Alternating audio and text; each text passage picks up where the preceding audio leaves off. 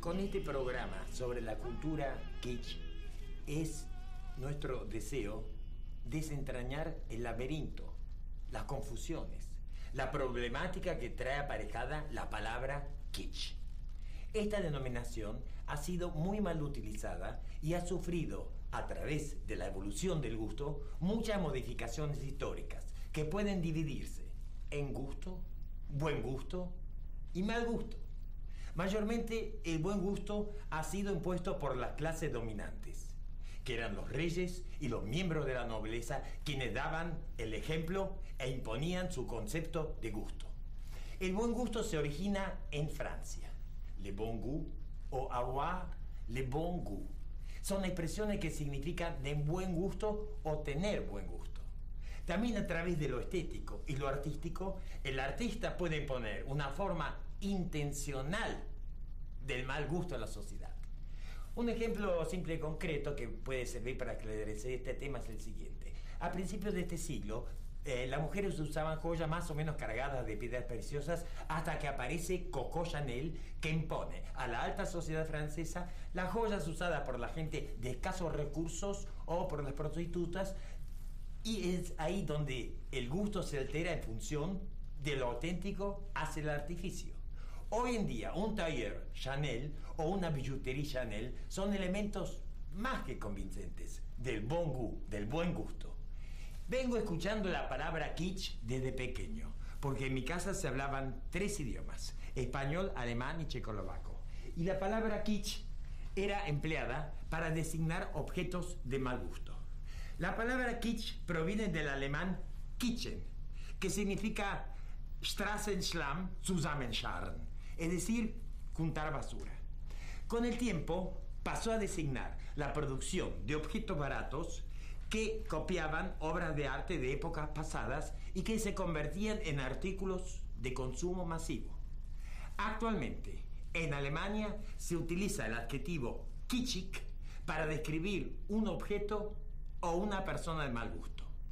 El kitsch es una categoría estética que tiene sus propios códigos.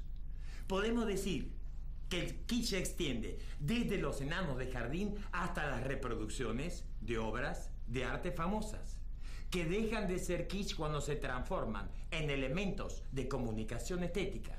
Pero las obras reproducidas en almanaques, o en etiquetas, o en corbatas, como por ejemplo la Gioconda o los girasoles de Van Gogh, tienen su característica kitsch peyorativa. Hoy en día, el kitsch es una categoría totalmente autorizada que posee un potencial artístico que no tiene nada que ver con una sistematización del mal gusto, sino con una exacerbación de lo artificial y lo desmesurado. El gran artista francés Marcel Duchamp dijo: el buen gusto es el peor enemigo del arte. Y poco tiempo después, otro artista francés, Yves Klein, manifestó que del buen gusto no podía extraer absolutamente nada, porque ya todo estaba concebido, fabricado, terminado. Es decir, se produce una cristalización del gusto dentro del buen gusto. Yves Klein también afirma que del mal gusto se pueden extraer muchas más cosas por tener una mayor riqueza de propuestas. Existe una idea preconcebida de que kitsch y mal gusto significan lo mismo.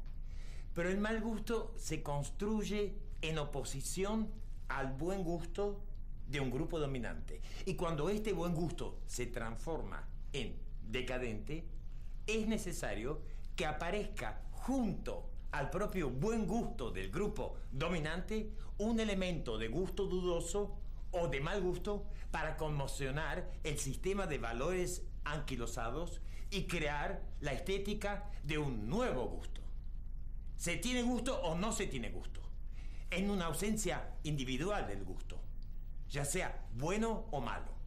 La palabra kitsch designa una estética totalmente diferente. Frente a la sobriedad de un Rembrandt o de un Velázquez, ¿son de buen gusto Picasso o Van Gogh? La estética del mal gusto parte de la libertad del artista para crear, tomando elementos de este mal gusto para poder continuar con la tradición del gusto. En la vida, en la evolución progresiva, todos los elementos son válidos y posibilitan la libertad creativa del arte. El buen gusto es relativo. El mal gusto también es relativo. Podemos decir que Mozart es refinado y que Beethoven es vulgar. Podemos decir que Wagner es demasiado grandilocuente frente a las sutilezas de Debussy. Podemos afirmar que la abstracción o la neofiguración es más refinada que el manierismo figurativo. Entonces, ¿lo sobrio es de buen gusto y lo estridente de mal gusto? Paul Klee es buen gusto y Archimboldo porque es ilusionista, a pesar de que ha cambiado el gusto de concepto de efectismo en la pintura, ¿es de mal gusto? Luego de tu minucioso relato, en realidad, frente a las pruebas que has traído a colación al respecto de la historia del arte y las marcas historiográficas, el kitsch se ha transformado en una estética de riesgo que incorpora todas las conquistas pictóricas, plásticas y estéticas. Es decir, que sin la presencia del riesgo no hay obra. Y si estos riesgos los asumen los artistas, son los únicos capaces de transformar esta actitud en una obra de arte. Por lo tanto, transformar el gusto de una época significa la presencia de la artisticidad y los artistas. Y los artistas se manifiestan a través de sus profesiones, sean estos pintores, arquitectos, músicos, escultores, escritores, diseñadores o escenógrafos. Es decir, son elementos aleatorios que hacen a los usos y costumbres de convivencia dentro de un gusto que se va modificando a través de las modas, de las tendencias, de las propuestas de los propios artistas. Hoy en día, la estética kitsch va mucho más allá del mal gusto y se ha transformado en realidad en una propuesta absolutamente revulsiva, Federico. Es decir, existe una unificación que produce un consenso, ya sea a nivel de élite o a nivel popular. Y entre estos dos polos se construye el gusto, donde el kitsch es una estética en sí misma. Hoy en día no se puede tomar la palabra kitsch como se utilizaba antiguamente, porque entró en una categoría estética de nuestra contemporaneidad. Cuando se dice que una obra roza el kitsch, es como cuando se dice que roza la genialidad o la grandeza.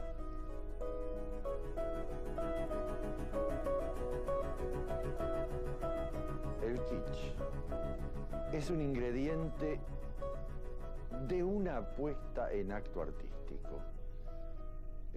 desmitificador de la idea del culto hacia lo que podríamos considerar la belleza formal. Es el emblema de una época y es por eso que ya no se puede usar este término como era usado a principios de siglo. En fin, desde las sucesivas reactualizaciones que hemos realizado del término kitsch, estas nos pueden hacer evocar el siguiente pensamiento de Goethe: quien yerra el primer ojal no logra abotonarse, con lo que significa esta sentencia. Es decir, aquí intervienen los juegos de la mirada en su componente directo con el discurso y su proyección cuasi retórica del arte. Siguiendo esta línea, llegaríamos a un concepto más o menos universalizante del kitsch. Cuando decimos que el kitsch ingresa dentro del sistema de lo estético, en realidad estamos queriendo decir que la deriva del kitsch es una deriva de lo bello, es decir, hay una estética alta, fundamentada en los escritos de Hegel y von Garten, que se suponen que son los creadores de la estética dentro de una especie de premodernidad que ya anuncia lo moderno. Con Hegel, lo bello había entrado en la categoría reductora de cosa en sí, y este en sí tiene un conflicto real con la naturaleza. Y es evidente que en cuanto abrimos la estética de Hegel en el primer capítulo, aparece inmediatamente este conflicto entre naturaleza e intencionalidad estética. Las sucesivas instancias de lo estético y de lo artístico determinan que el kitsch tenga un lugar de privilegio respecto de las conquistas de lo bello. El gusto de una época, por otra parte, determina la creación de un mal gusto. Esto es lo que sucedía alrededor de 1870 con los comerciantes ingleses y alemanes que iban a comprar a Italia y Francia bocetos, réplicas de obras famosas, menagerie económica que imitaba la porcelana de Sèvres, y la incorporaban a la estética sajona. Entonces, esa transferencia de un gusto local a otro gusto más generalizado determinaba que se pudiera hablar de un concepto universal de lo que es el kitsch. Por otra parte, con el correr del tiempo, hubo tantos conflictos dialécticos respecto del gusto en el arte, donde se alternó el gusto del objeto, el gusto de la pintura y el gusto de la cultura con su aparente desaparición, que también el kitsch comenzó a jugar un rol sustitutivo, pero esta vez irónico. Esto es un poco lo que está pasando en la actualidad respecto de la acepción que le debemos dar al término kitsch. Y es a partir de esto que ya no podemos hablar de esa mediatización del kitsch como esa cuota de mal gusto que se introduciría en una obra de arte, sino del kitsch como una conducta estética que cumple un rol protagónico en el arte de este fin de milenio.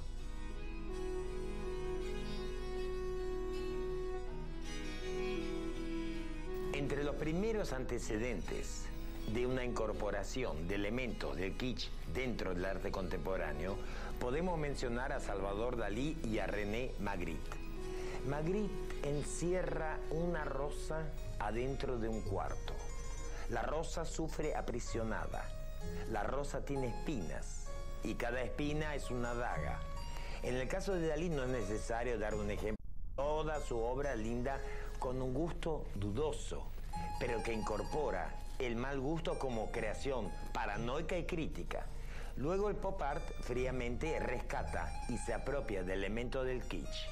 Andy Warhol decía que los colores chillones son los colores más hermosos del mundo y realiza una obra con una imagen post-mortem de Marilyn Monroe en negativo con los colores más estridentes de la escala pictórica.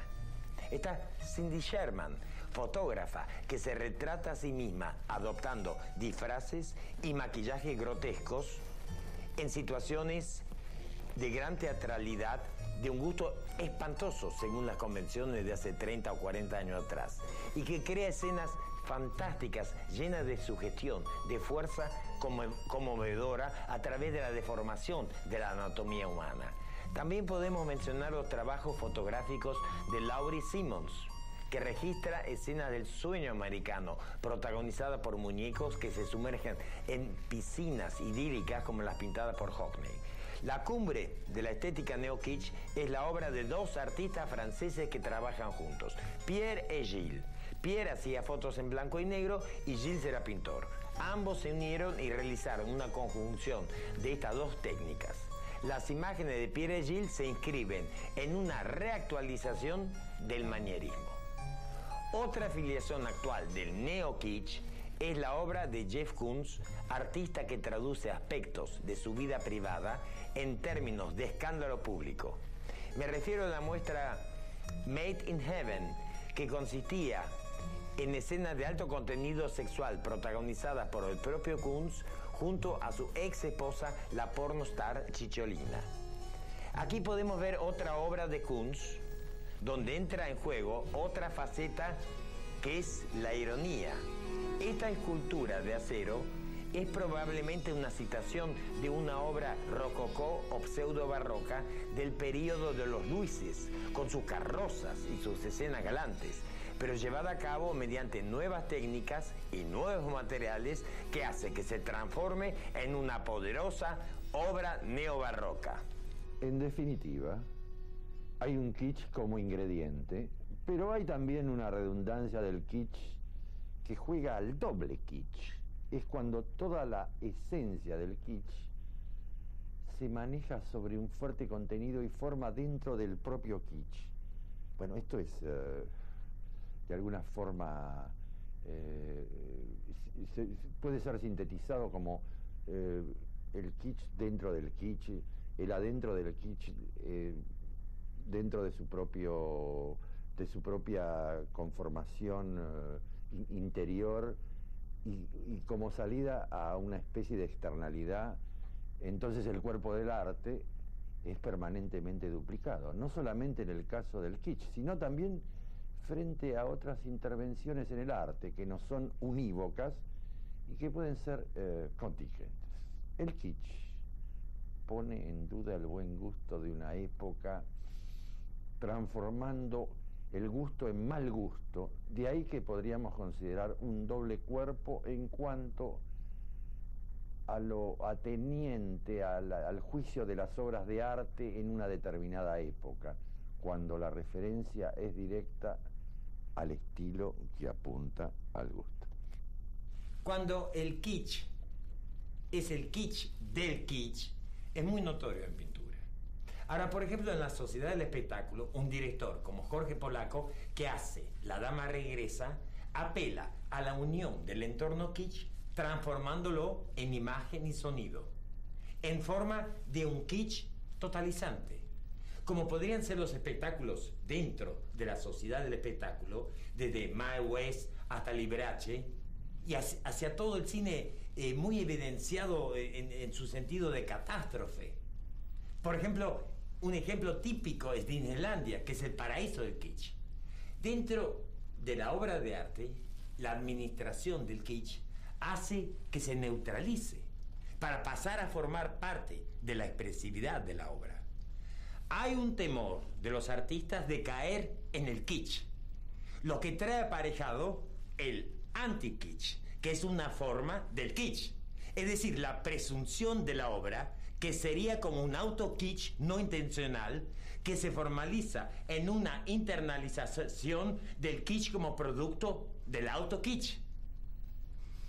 En una búsqueda de la gran obra maestra perfecta, dentro del buen gusto de la tradición de la pintura, puede convivir un kitsch intencional que asume el testimonio honesto de la participación de una vida cotidiana.